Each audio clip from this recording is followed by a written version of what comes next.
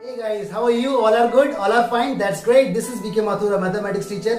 Guys ये video मैं आप लोगों के लिए लेके आया हूँ। बिल्कुल इसका कंटेंट कहीं ना कहीं आप में से किसी से रिलेट जरूर करेगा, क्योंकि टॉपिक का नाम है मैं पढ़ता तो बहुत हूँ मेरे मार्क्स नहीं आते। मैं पढ़ती तो बहुत हूँ मेरे मार्क्स नहीं आते। तो क्या कमी है, कहाँ लैग कर रहे हो, कहाँ इश्यू है, क्यों आपके मार्क्स नहीं आ रहे? अगर आप पढ़ रहे हो तो, अगर आप पढ़ रहे हो तो कंडीशन अप्लाई है। अगर आप नहीं पढ़ रहे हो फिर तो आपको पता है आपके मार्क्स क्यों नहीं आ रहे। लेकिन अगर आप पढ़ते हो तो आपके मार्क्स क्यों नहीं आते, इसकी वजह मैं आपको बताने वाला हूँ इस वीडियो के अंदर। ऑलराइट, आगे बढ़ने से पहले चैनल को सब्सक्राइब करें, वीडियो को दोस्तों के साथ शेयर करना ना भूलें। क्या पता किसको इस वीडियो से बेनिफिट हो जाए। ऑलराइट, तो जरा देखते हैं। देखिए, मैंने इस वीडियो को 4 सेक्शन के अंदर डिवाइड किया हुआ है। 4 टॉपिक के बारे में डिस्कस होने वाला है। सबसे पहला टॉपिक है स्टडी। भाई आप स्टडी करते हैं, जैसे कई पेरेंट्स मुझसे बोलते हैं कि सर हमारा बच्चा खूब पढ़ता है, रात रात भर पढ़ता है, लेकिन इसके नंबर फिर भी नहीं आते।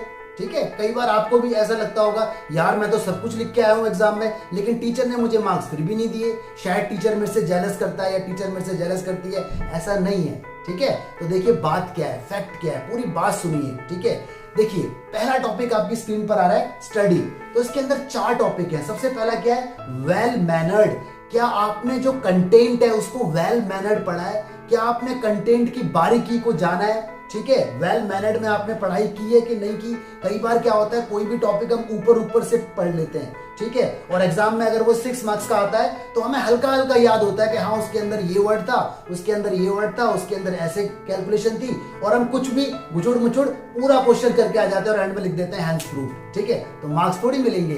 तो वेल मैनर्ड अच्छे तरीके से आपको पढ़ना पड़ेगा। दूसरी देखिए आपके पास इसमें आ रहा है कॉन्सेप्ट। क्या आपने कॉन्सेप्ट के ऊपर काम किया है? कई बार क्वेश्चन एग्जाम के अंदर अलग आ जाता है, लेकिन कॉन्सेप्ट वही रहता है जो आपने ऑलरेडी पढ़ा हुआ है। तो कॉन्सेप्ट आपका स्ट्रांग होना चाहिए। ठीक है, तो ये भी वजह होती है आपके मार्क्स नहीं आ पाते अगर क्वेश्चन बदल दिया जाए तो।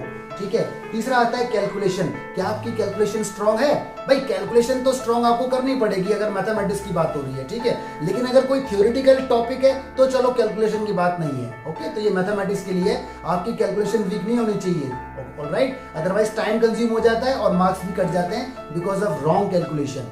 नेक्स्ट आता है presentation skill. This is important, खासकर थ्योरी में ज्यादा इंपॉर्टेंट है। अगर आप थ्योरी का कोई भी सब्जेक्ट पढ़ रहे हैं तो एक बच्चे को तो उसी क्वेश्चन के अंदर 6 मार्क्स मिल जाते हैं अगर 6 मार्क्स का है, और एक को 5 या 4 मार्क्स मिलते हैं। ऐसा क्यों होता है?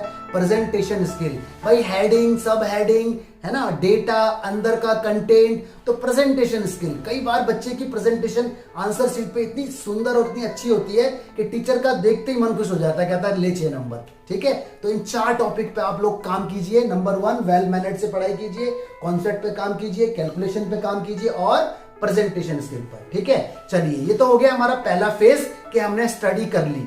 दूसरा फेज जो सबसे ज्यादा इंपॉर्टेंट है, एक्चुअली क्या होता है ना, आप में से कई बच्चे सोचते हैं भाई अब तो मैंने पढ़ लिया, ये तेरा भाई शेर है। ठीक है, ऐसा नहीं होता है। आप लोगों ने पढ़ाई कर ली, लेकिन आपकी पढ़ाई आपने की है, आपको लग गया अरे मुझे सब आता है। क्या आपने अपनी पढ़ाई को वेरीफाई किया है?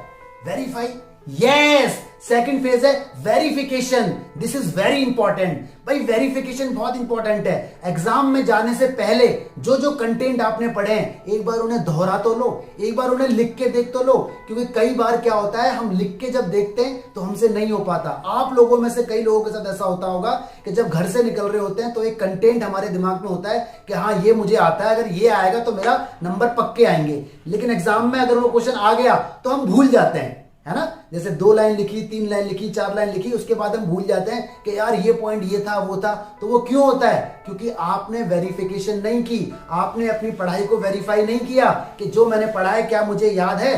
तो एग्जाम में जाने से पहले वेरिफिकेशन जरूर कीजिए। वेरिफिकेशन के अंदर आपको क्या क्या पता चलेगा, क्या मैं कुछ भूल तो नहीं रहा, फॉरगेट, है ना, क्या मैं कुछ भूल तो नहीं रहा। ओके, नंबर 2, क्या मैं लिख लिख कर पढ़ रहा हूं? लिख लिख कर पढ़ना बहुत जरूरी है। कई बार हम ऊपर ऊपर से पढ़ लेते हैं, लेकिन अगर जो हम पढ़ते हैं अगर हम उसे एक बार घर पे लिख लेंगे ना, देखो लिखने से हाथों का और माइंड का पूरा पूरा कनेक्शन होता है। लिखने से हमेशा चीजें लॉन्ग टर्म तक याद रहती हैं। तो ये बात याद रखें, verification is very important before going in the examination. Alright, third phase हमारा आता है मिस्टेक। भाई वेरिफिकेशन जब आपने किया होगा, जब आपने पता लगाया होगा कि जो मैंने पढ़ा है क्या मुझे याद है, क्या मेरे दिमाग में रिटेन है वो, तो आपको मिस्टेक पता चलेंगी। क्या आप भूल तो नहीं रहे, या क्या आप लिखने में कोई मिस्टेक तो नहीं कर रहे, क्या आपकी प्रेजेंटेशन स्किल गड़बड़ तो नहीं है। तो आपको वेरिफिकेशन से आपकी मिस्टेक का पता चल जाएगा, ठीक है। और चौथा जो स्टेप है दैट इज रेक्टिफिकेशन। रेक्टिफिकेशन का मतलब करेक्शन। भाई जो मिस्टेक आपको पता लगी है उन पर आप काम कीजिए कि इस स्टेप पे मैं भूल जाता हूं, ये पर्टिकुलर चीज मेरे लिए डिफिकल्ट है, ये फॉर्मूला मुझे याद नहीं है, इसकी वजह से मेरा क्वेश्चन गलत हो जाता है, ये कैलकुलेशन बहुत बड़ी है, ये मुझे परेशान करती है, इसकी वजह से मेरा क्वेश्चन गलत हो जाता है, या ये टॉपिक मुझे समझ में नहीं आ रहा है, इसकी वजह से मेरा क्वेश्चन गलत हो जाता है। तो रेक्टिफिकेशन, ठीक है। तो 4 फेसेस आपने देखे। Number 1 study, number 2 verification, number 3 mistake और नंबर 4 रेक्टिफिकेशन, ठीक है। 4 स्टेप अगर आप फॉलो करेंगे आपकी पढ़ाई का ग्राफ ऑटोमेटिक ऐसे जाएगा exponential and you will be the topper, alright. तो ये वजह है कि आपके मार्क्स नहीं आते, यानी आप लोगों ने सोचा तो सही है कि मैंने पढ़ लिया, लेकिन आप लिख के आना है कुछ और, लिखे आए कुछ और। कई बार बहुत सिली मिस्टेक हो जाती है, 2 - 3 -1 होता है, कई बार हम +1 लिख के आ जाते हैं। तो गाइस ये 4 स्टेप को आप अपनाइए, ठीक है। 4 स्टेप, इसकी शॉर्ट फॉर्म SVMR, SVMR पे काम कीजिए। स्टडी, वेरिफिकेशन, मिस्टेक और rectification, you will be succeed, alright. Thank you. अच्छे से पढ़ाई करें, कोई डाउट हो कमेंट में मेरे से पूछें, आई विल रिप्लाई। और वीडियो को शेयर करें, चैनल को सब्सक्राइब करें। Thank you so much. God bless you, study hard. अगली बार आपके नंबर पूरे आएंगे एग्जाम में, ऐसा मेरा मानना है, ठीक है। Thank you.